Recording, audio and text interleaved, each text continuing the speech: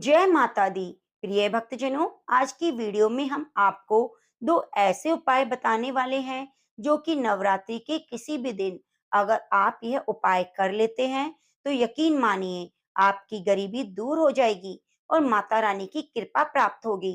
उससे पहले शारदीय नवरात्रों में ज्वारे का क्या करें, अखंड ज्योति की बाती बच जाती है उसका क्या करें, अखंड ज्योति में जो तेल होता है वह बच जाता है तो उसका क्या करें, नवरात्रि कब समाप्त होंगे, 2024 में कन्या पूजन कब करें, हरे भरे जौ का क्या करें।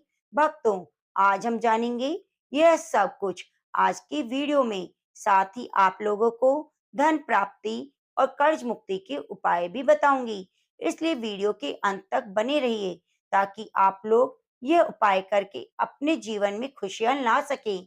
माता रानी जो भी आपकी इस वीडियो को सच्चे दिल से लाइक करे उसकी गरीबी को, जन्म जन्मांतर की परेशानी को दूर कर देना। नवरात्रि में जो हम चावल चढ़ाते हैं, ज्वारे होते हैं, जोत की बातियां होती हैं, जितनी भी हम नवरात्रि के समय सामग्री चढ़ाते हैं उन सब का क्या करें। यह सब गलती करके आप नदी में विसर्जित कर देंगे, इसके फायदे नहीं जान पाएंगे। प्रिय भक्तों, सबसे पहले जानते हैं शारदीय नवरात्रों का समापन कब होगा। अंतिम व्रत 11 अक्टूबर शुक्रवार के दिन रखा जाएगा। इस दिन नवरात्रि समाप्त हो जाएंगी, यानी आखिरी व्रत 11 अक्टूबर शुक्रवार को सुबह रखा जाएगा। कन्या पूजन भी इसी दिन किया जाएगा।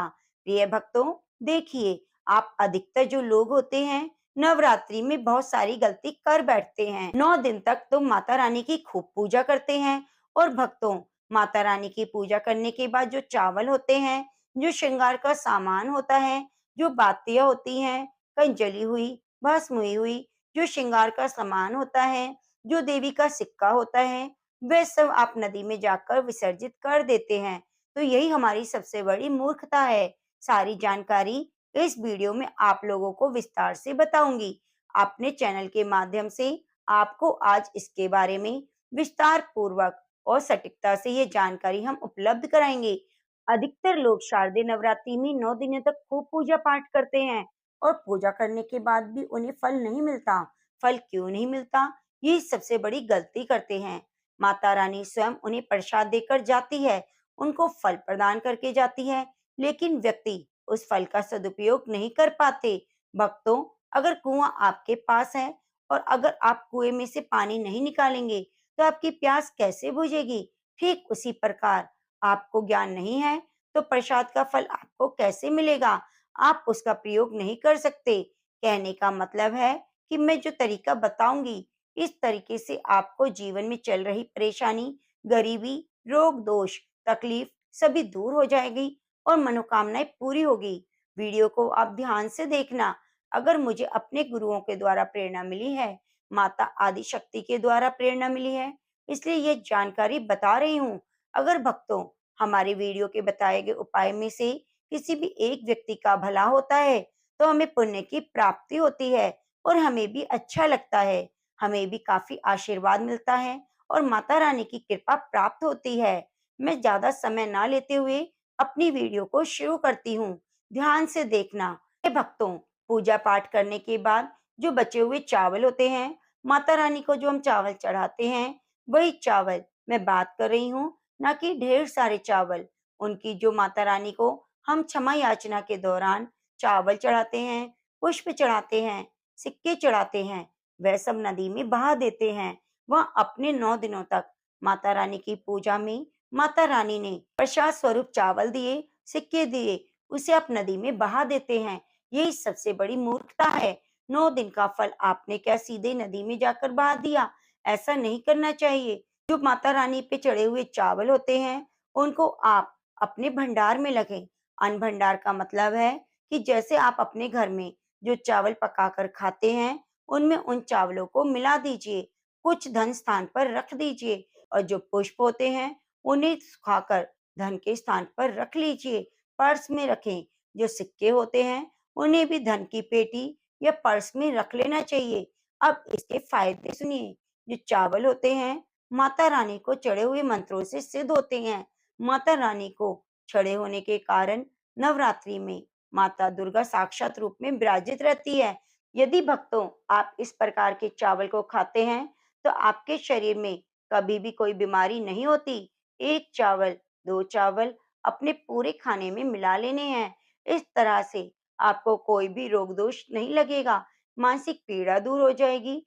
तो माता रानी आपको कृपा प्रदान करेगी। माता रानी की कृपा से शरीर में एक ऊर्जा उत्पन्न हो जाती है, जिस ऊर्जा से आप अपने आप को स्वस्थ करते हैं और जहाँ भी चले जाइए, जिस भी कार्य को करिए, उसमें सफलता मिलती है। प्रिय भक्तजनों, एक बात और बता दूं कि कभी भी चावलों को थोड़ा-थोड़ा सा खाते हैं, आपका पेट भर जाता है, यानी इसमें तृप्ति जल्दी मिलती है और आपके घर में कभी भी अन्न की कमी नहीं रहती। अधिकतर जो भक्त होते हैं, माता रानी का श्रृंगार का सामान जरूर चढ़ाते हैं और श्रृंगार का चढ़ाने के बाद इसे नदी में बहा देते हैं या अन्य को दे देते हैं। तो ऐसा आपको नहीं करना। जो श्रृंगार का सामान है आप चढ़ाते हैं, तो माता रानी के लिए 9 दिन के बाद इस श्रृंगार के सामान को अपने घर की जो शादीशुदा महिलाएं हैं उन्हें देना चाहिए। इससे अखंड सौभाग्य की प्राप्ति होती है। माता बहनें श्रृंगार करेंगी तो माता रानी का चढ़ा हुआ श्रृंगार आपके लिए साक्षात देवी का आशीर्वाद होगा और उसके पति का बाल भी बांका नहीं हो पाएगा। इससे उसे अखंड सौभाग्य की प्राप्ति होगी। महिलाएं घर की साक्षात लक्ष्मी होती हैं।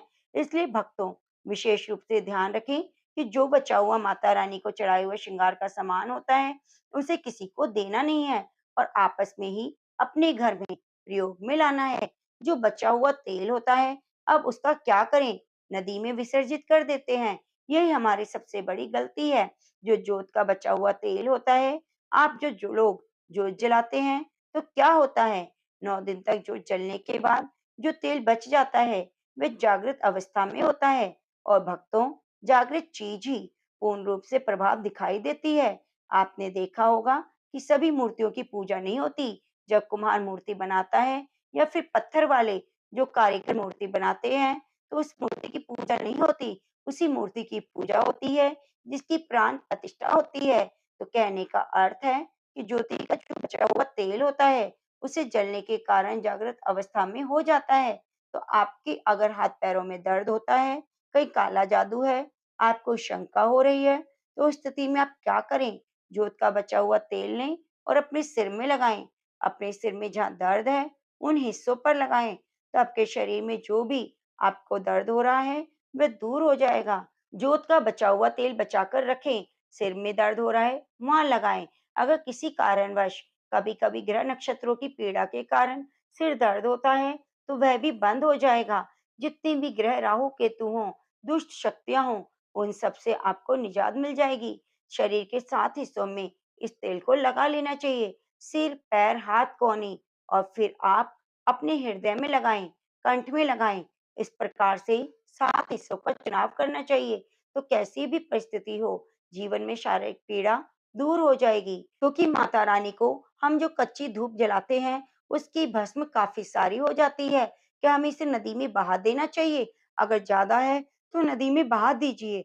बाकी कम से कम आपको 1 साल के लिए यह भस्म अपने पास रखनी चाहिए। इसका फ़ायदा बताने से पहले आपने अभी तक अगर जय माता दी नहीं लिखा, तो आप कमेंट बॉक्स में जय माता जी ज़रूर लिखें, क्योंकि इससे हमें मोटिवेशन मिलता है और हम आपके लिए नित्य प्रति कथा कहानियाँ ला सकते हैं और इसी में हमें आनंद मिलता है। तो आपको भस्म का क्या करना है? पूरे 1 साल के लिए इसे बचाकर रखना है।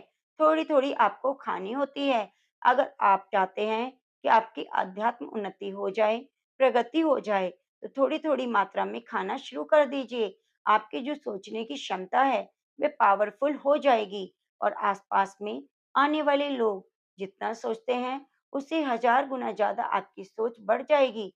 जिस किसी भी कार्य को करने के लिए जाएँगे, उस कार्य में तरक्की मिलनी शुरू हो जाएगी। एक खास बात और, छोटे बच्चों को नज़र बहुत जल्दी लगती है, तो अगरबत्ती की भस्म हो, गोबर के कंडे की भस्म हो, जो अपनी माता रानी के लिए जलाई है, उस भस्म का छोटा-सा तिलक आप लगा दीजिए। मस्तक पर लगाएँ या कान के पीछे लगाएँ, जहाँ पे दर्द हो रहा है वहाँ लगाएँ। तो जैसे ही आप पेट पर वह भस्म लगाएँगे, तो उससे थोड़े ही दिनों में आराम लगने लगेगा। सिर दर्द हो रहा है, तो सिर में लगा लीजिए। कहने का मतलब है कि दुःख तकलीफ बाधाओं को दूर करने का सबसे सरल उपाय है। नित्य छोटे बच्चों को चटाना शुरू कर दीजिए। पढ़ने लिखने में कमजोर हैं, ऐसे में जो बुद्धि स्थिर हो जाएगी। कई लोग पढ़ने लिखने को टाल देते हैं, तो कई लोग किस्मत को बांध देते हैं। तो भक्तों, इन सारी समस्याओं से छुटकारा पाने के लिए प्रतिदिन तिलक जरूर लगाएं। अगर आप तिलक लगाते हैं तो फिर ये अति उत्तम है, सोने पे सुहागा है। और अपने बच्चों को जो पढ़ने लिखने की क्षमता है काफी बढ़ जाएगी। जहां भी आप जाएं, आपको अध्यात्म उन्नति मिलेगी। इस भस्म का जब तक तिलक आपके सिर पर लगा रहेगा, आपका कोई भी बाल बांका नहीं कर पाएगा, कोई विकार उत्पन्न नहीं हो पाएगा। इसके बाद आपको बता दें कि जो जोत की बाती होती है उसका क्या करना है। अधिकतर लोग ये धन स्थान पर रखते हैं, इससे फायदा नहीं मिलता। दोस्तों, जोत की बाती का हमेशा जागृत अवस्था में रहती है। ध्यान से सुनना, जो भी बाती होती है हम सोचते हैं कि अपनी बाजू पर पहनना, बाजूबंद की तरह आपको इसे पहनना चाहिए। अगर लड़की है तो लड़की को अपनी भुजा में आपको पहनना चाहिए। क्यों पहनना चाहिए? ये कोई साधारण नहीं है, ये साक्षात माँ दुर्गा का आशीर्वाद है। 9 दिन तक अखंड ज्योत जलने के बाद ये चैतन्य हो जाती है, इसमें प्राण आ जाते हैं, शक्ति आ जाती है। तो इससे आपको कई फायदे मिलते हैं। संत महात्मा भी वही फायदे बताते हैं जो मैं आज आपको बताने जा रही हूँ। कोई भी व्यक्ति इसे बाजू में पहनता है तो कभी भी दुर्घटना नहीं होती, कोई अकाल मृत्यु नहीं होती। क्योंकि दोस्तों, ऐसे व्यक्ति के साथ हमेशा साक्षात माँ दुर्गा की शक्तियां चलती हैं। एक जातक साधक सिद्धि प्राप्त करने के लिए माँ सिद्धिदात्री की पूजा करते हैं। चाहे असुर हो या मानव हो या दानव हो या कोई भी उत्तम पुरुष हो, चाहे वह दुष्ट ही क्यों ना हो, माता रानी किसी में कोई भेदभाव नहीं करती। इनका जो बीज मंत्र है, सिद्धिदात्री नमः। आप सिद्धि प्राप्त करना चाहते हैं तो माँ सिद्धिदात्री की आराधना शुरू कर दें। और बीज मंत्र बताया गया है, इसका इसका जितना ज्यादा हो सके जाप करें।